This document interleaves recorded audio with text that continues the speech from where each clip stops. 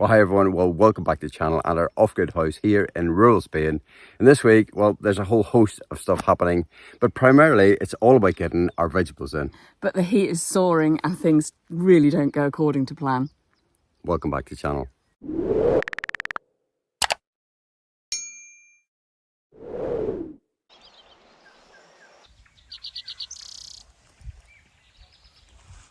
We're just out for a little walk this morning. In terms of wildflowers, it's absolutely spectacular. I'll just spin the camera around actually so you can see the house and the setting. It's really lovely. Yeah.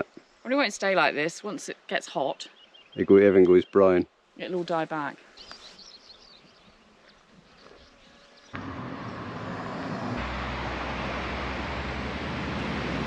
Okay, Izzy is in her happy place. We're at a garden centre. So normally on our travels, I think it's the one thing that you miss the most, isn't it? It is, yeah. I really love having a garden. I'm not sure what we have is a garden, but it's the best we can manage here. It is a garden. So we're buying lavender today because it's a really good thing to grow here. It thrives on its own. You don't need to do anything with it. Just put it in the ground and off it goes.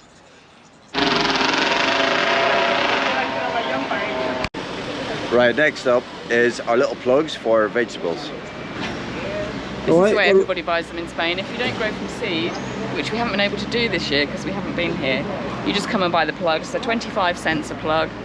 So we'll probably get 4 or 5 different varieties of tomatoes, some melons, courgettes, some lettuce, spring onions, peppers, cucumbers. That'll probably be the lot. We might do some stuff directly from seed, sunflowers maybe.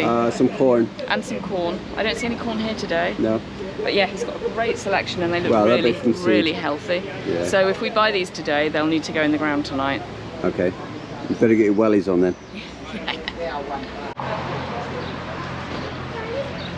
So a lot of the varieties that are here that we like are very specific to this region and they thrive really well because they love the heat.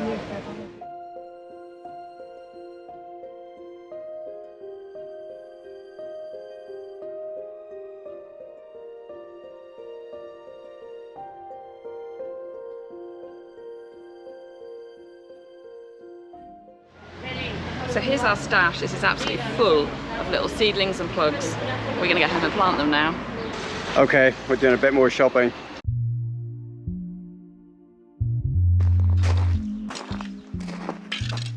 So this evening is all about getting our little plugs in.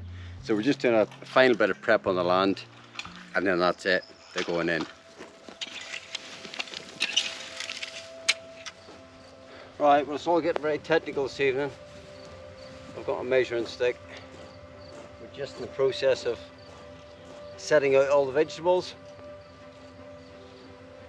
in fairly straight lines. Well, this bit's good fun, I quite enjoy it. Well, there's way more than 20 here.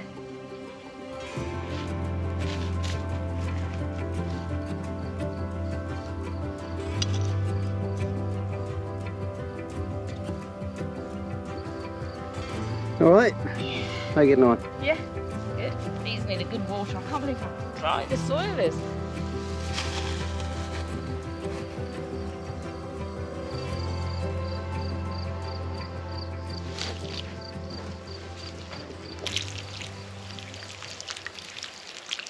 Well, it doesn't look much, but all the veggies are in. Well, pretty much. Got some corn to go in, maybe a few other bits and pieces, but for now, that's it. They're watered in. I think because it's so warm, I'll maybe water them tomorrow again, tomorrow evening, and fingers crossed they survive.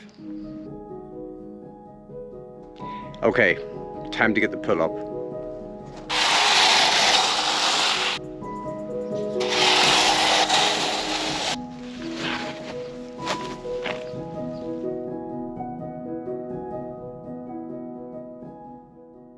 Right, I've got to confess, this is the most cobbled together pool underlay you'll ever see.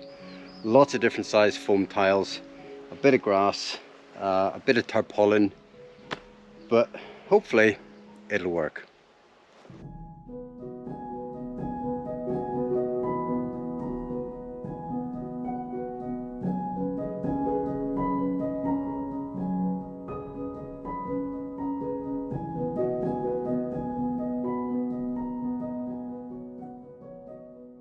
Okay, so after much titivating and faffing, we're ready for some water.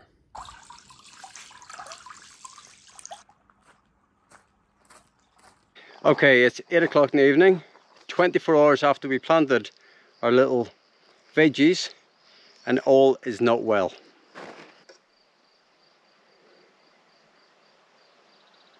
The lettuce. So our little veggies are actually looking really sad today. We planted yesterday, but today, and we didn't really know this was coming, has been the hottest day of the year, but unprecedentedly hot for Spain as well, about 34 degrees, which is unheard of for late May. So the veggies have gone in to warm soil, but they've really suffered in the sun today. So we're watering them now, which we don't normally do. I'll explain about that in a moment. And then we're going to try and cover them with some netting to give them a little bit of shade. Otherwise, I think we'll probably lose them. I don't know that they'll survive.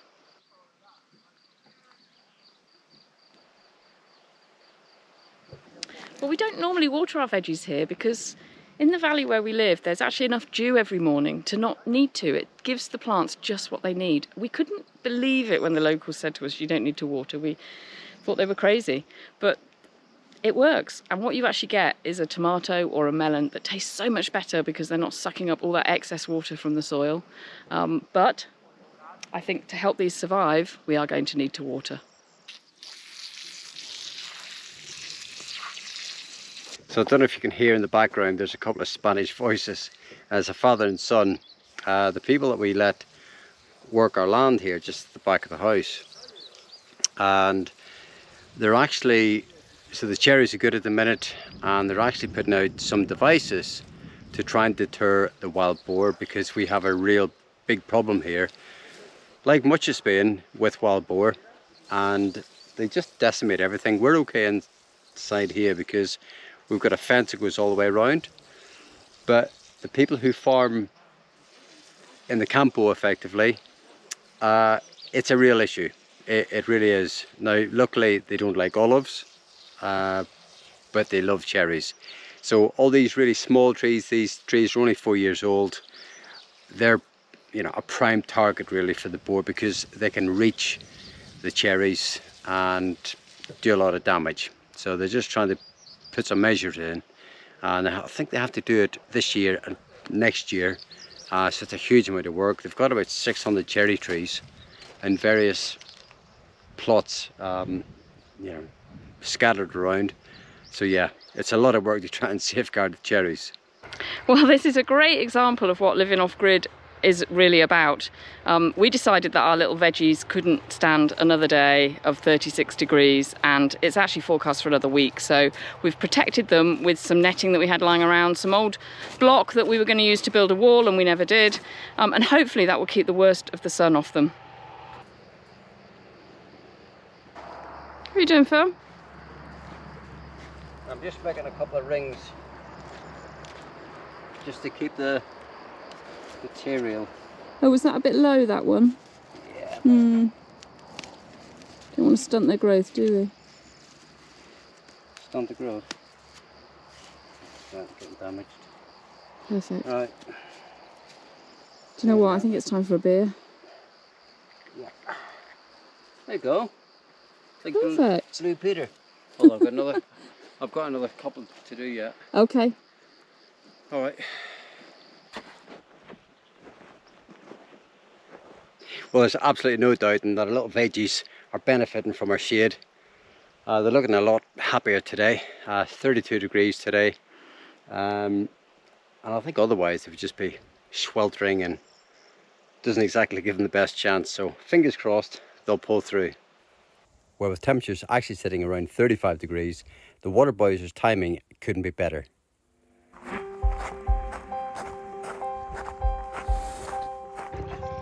Okay, he's just about to fire it up.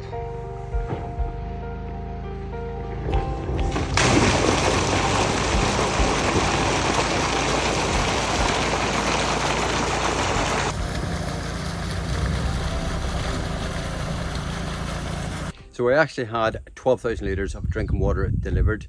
The tank actually holds 19,500 litres. So I made up the other 7,500 litres from our system. It was €230 for the 12,000 litres. and it works out at €6.30 for the 7,500 litres that I put in, so a significant difference in cost. On top of that, obviously you've got your chemicals and so on. It has been dipped and tested, so it's ready to go. Why am I doing the man's job?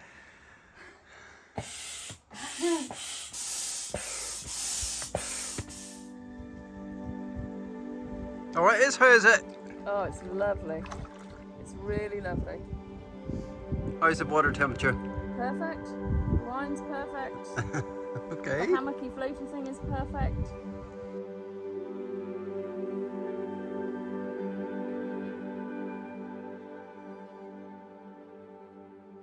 Now the house for us was always about the outdoor space, and when we moved here we didn't have any outdoor space to speak of. We had a really small seating area over by the kitchen, but it was never quite big enough. There was no shelter, so I quickly did away with that, and it just lends itself to something much bigger. And we've got the sun that comes up to my left and it transits across the front of the house and disappears over the mountain, and it just made perfect sense really to put a much bigger living space on here. So we have a 50 square meter space here, and then I designed this metal frame that you see here. I've split it in two, so 50% has deep shade over by the kitchen, and then the other 50% where I'm stood here, we've got the sunshade, and it's the best of both worlds really. You can just dip in and dip out. In the winter we remove the sunshade, and you can get that winter sun, which is lovely. Now I basically dug this area out, framed it out, put some rebar in there, some concrete, tiled it. So it's pretty simple, but it works really, really well. And then across to my right, over by the kitchen of the house, we've actually got our outdoor kitchen as well.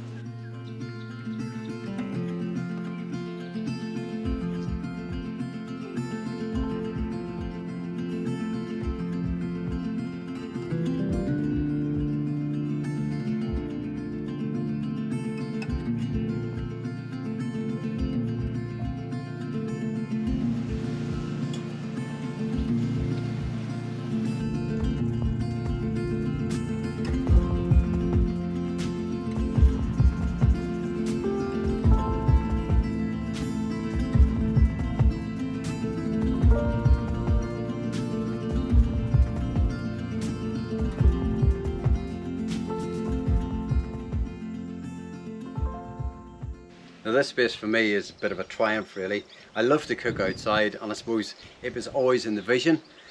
So what we have is some rendered concrete blocks, and I sort of just built it up, made it up as I went along. I actually built it around the barbecue, to be honest.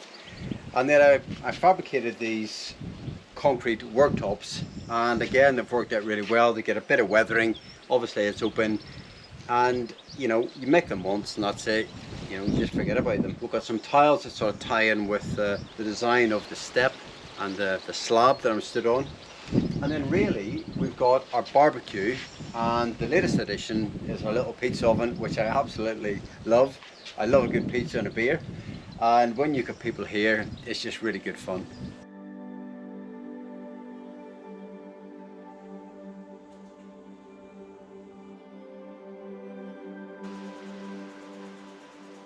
One of the things I'm really pleased about is this little wall, and this is our little herb garden. Now all the stone that you see here has come from our land. I went out in my little tractor and basically brought it back, jet washed it, and then built this wall. Got a bit of sandstone locally, and we use it all the time as well, which is a bonus, and we're really pleased with it. Well, this is Pedro. He's the first thing we bought when we created the outdoor space, and he's head of security.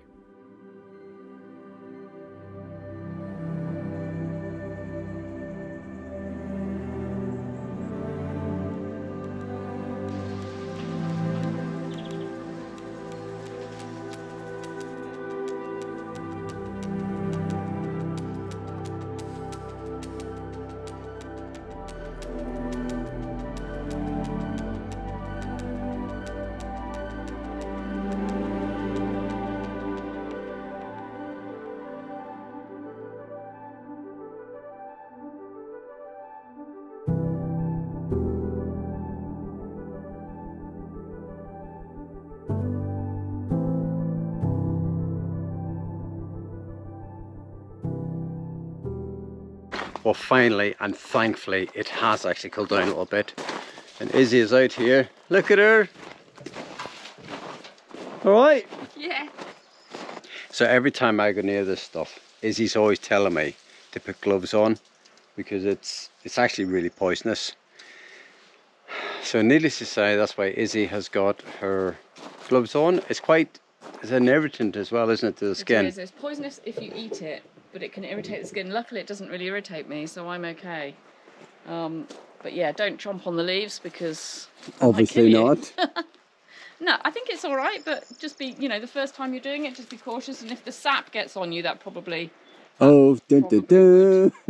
Well, who knows? I don't know. I'm just letting people know so that if anybody sees me doing it and feels the need to make a comment, I do already know that it's poisonous. I'm just storing up enough to put it in Phil's morning cup of tea. I think you're faffing now. I am faffing because I like faffing with my secateurs. You know that. Okay. I just enjoy fiddling and, you know. So we've got this little apple orchard to the right of our property, which is lovely. And the chap who owns it, again, another local farmer, Marina his name is, he's such a lovely guy. He actually speaks really good English. Has asked me if I just basically sort of trim our boundary, really.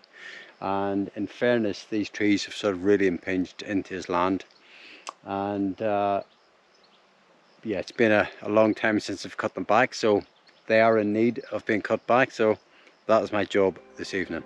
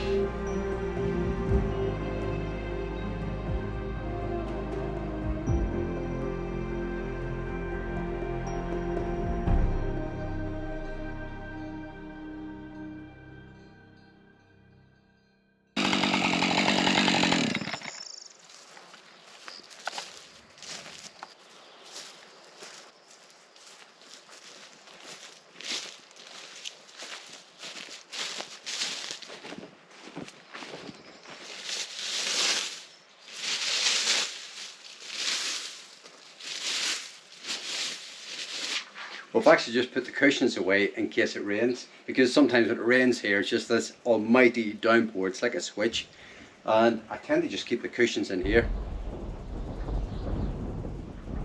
You hear the thunder. So we're ready.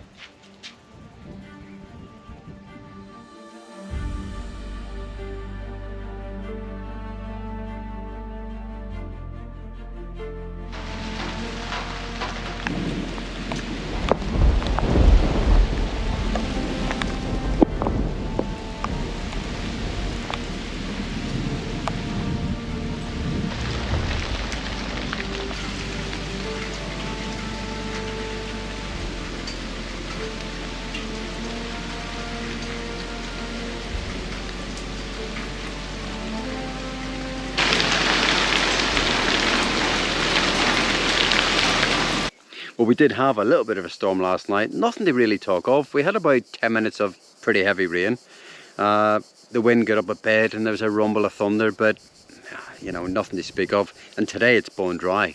That's pretty much the way of it. And I've just come up to the top of the land to check to see how much water we've got. And I can't help but notice that there is change. And when we first got here, it was so green, so vibrant, lots of wildflowers. And now you can just see that brown tinge, lots of seed heads, and I reckon we've only got about another 2 to 3 weeks before the whole place is pretty scorched, to be honest with you. It's been about 32 to 34 degrees almost every day, and I quite like it, to be honest with you. and it's just part of life here.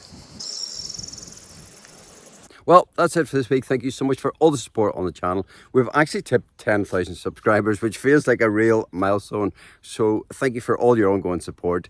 Don't forget to give us a thumbs up and leave us a comment. And we do read every single comment, and we might not always come back to you, but we have been inundated and we are kind of up to here right now. There's so much happening.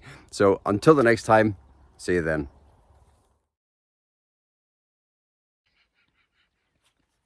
Take 57. So, oh, come on. Okay. Do you want to come back later? No, come on, no, I've got to do this now. Oh, right.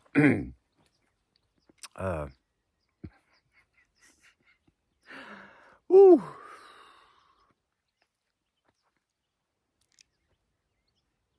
Well, hi everyone. Well, welcome back to our off-grid house here in rural Spain. And this week there is a whole host of stuff happening. But primarily, no, you're meant to say primarily.